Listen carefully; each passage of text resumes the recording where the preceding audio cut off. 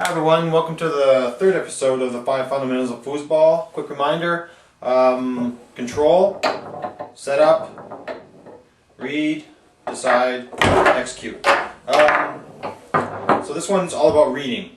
And reading and deciding kind of come hand in hand, so I'll talk about them interchangeably, but then I'll go into more further details like playbooks and what I call playbooks and things like that in the next episode where we decide. So a lot of this talk will be about reading and then deciding, and then the final episode will be about executing, and I'll talk about ways in which we can help improve our execution during gameplay, which is very important, not just during practice. So reading. Reading for me is all just about being aware, just allowing yourself to see what's going on, not being so tunnel visioned or not being so very focused on what it is you want to do or what it is you're trying to work on kind of thing. It's more about just kind of being aware, being open to what's happening, kind of just realizing that there's a dialogue within the back and forth within the game of foosball. So for example, on 5-bar, if you can imagine the kind of the thoughts of what the offensive person is doing and what the defensive person is doing, there would be a dialogue going on there. So for example, the person passing the ball might kind of like within his internal thoughts, if he's actually thinking, he's like say for example the guy's just sitting there right on the wall. The offensive player, guy with the 5-bar, might be thinking something like, hey, I'm just going to go back and forth here, back and forth, and kind of dig it a read. What's he doing? He's kind of sitting there on the wall a lot, and you know, well, do another fake. He's still sitting on the wall. Okay, fine. Something like that. So that might have been his dialogue, but then the same dialogue would have been happening for the defender, where the defender was just sitting there and going, he might have been thinking, well, this is the start of the match, I really got to be able to see what this guy can do, so I'm just going to sit on the wall and make him hit a lane so I can maybe get a read on that lane. And then next time around, the defender might have said, well, he was pretty obvious when he, did this little, he brought it back and forth, and then when he hovered, he went up. Kind of thing. That could have been what he thought happened, where that could be a tell that the 5-bar passer has, or not. But that was kind of the dialogue, the back and forth. Like this guy had a plan, and at least this guy over here was reading what was happening. He brought it over. He kind of tried to take a look at what was happening here. What's he doing? He's just sitting there on the wall. Okay, he's just sitting there on the wall. So I can pass lane, and then next time the ball comes around, again reading. This guy up here passing, now he can think, well, I just passed lane, he was dead still, so he's got to be coming off the wall this time. So he's reading, he's kind of thinking, okay, let's see, do a little fake, he goes up, and then this guy comes off the wall. And then if he was watching and reading for that, then he would have been able to think, okay, yeah, he's coming off the wall, let's be able to go up, fake, down, kind of thing. So just that dialogue back and forth as to what's happening. Reading is all about just being open to that discussion. And as well, reading and deciding can be used interchangeably. A lot of people, they'll kind of, well, a lot of rookies, I'll start off here, a lot of rookies actually forget to read entirely. They get the ball, they set it up, they decide on what it is they want to do, and then they execute. Which is, it's going to work against, some people some of the time, but it's not going to win them championships, and it's not going to get them past the best players, all of the best players. It might win them one match, as if they're hot or whatever. And I've been on the butt end of that a couple times, even at the Hall of Fame Classic just recently.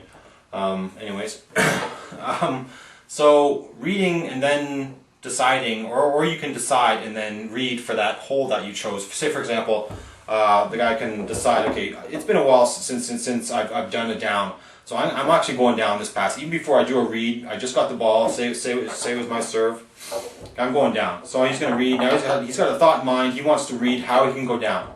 He's not going to just bring it over and go down. That's not the right thing to do. He's going down, that's fine, but he wants to read, okay, how can I go down? Can I up fake down? Can I make a hard move to the wall down? Can I tic-tac down? He's trying to look for, how can I go down? Well, he thought something like that. He might have thought that might have worked. And so he had a plan. At least he set it up. He had a plan. He decided first off, but then he read for that still. So it's still important to do all 5 steps. You don't want to skip a step all of the time. Sometimes it's okay. But or the opposite way of the normal way of doing it, where a lot of people do, they have an open mind when they first have the ball. They bring it over and they're kind of just like, have an open mind, just seeing what's happening. I'll kind of fake what's going on. What do you do? How did the defender react to my movements? Just up fake, did he move? Down fake, did he move? Kind of things like that. Like, that's all about reading. Reading for what the defender is going to, how the defender is going to react to your movements. There's also, you can do pre-reads as well. So you can kind of go, well, like this one I use quite a bit. Say, for example, on an important point, 4-4, I have the serve. I'll get the ball, and I'll go through my entire cycle. I'll do one of these. I'll kind of go back and forth like this a little bit, see what they're going to do. Just having a very open mind. What is it I saw for 10 seconds, and I call timeout. So based on what I read all right there, then I'll go away within the timeout, and I'll think about, okay, what did I see? I tested that, what did I do previously within the match that worked or not? Did I have an ace that I was saving, and was it still open, kind of thing? And then I'll come back from that timeout. So I've read right there, so you can even do the read, decide, execute thing between timeouts, like have a timeout split in there, and that's okay. So now I've read something I know I'm going to do, like say for example, a down fake up. So now I'm going to come in from the timeout, still do the rest of it, still really disguise what is your intentions, but now I've read previously, now I've already decided during the timeout, now I'm going to do down fake up kind of thing. So that's another way that you can do that. Same thing applies here. You get the ball set up. It's good to start off with an open mind. Just look at what the defender gives you. Kind of try different reactions, different motions. How do they react to it? Don't have an open mind right now. Don't have any hole in mind. And then after a while, kind of decide. You saw based on the reactions. Now you're reading for, okay, fine. That push side is wide open. He's not even moving towards it. And then you've read that. Now you can just decide when and execute. And the opposite as well can be happening here. You can think to yourself, okay, I haven't hit a pull side in quite a while, so I'm going pull this time, but now I need to read for how am I going to go pull. So now I'm reading, and I think, okay, how am I going to be able to go pull? Oh yeah, the pull was open when I did that rock there, so I can do that kind of thing, and read, decide, execute.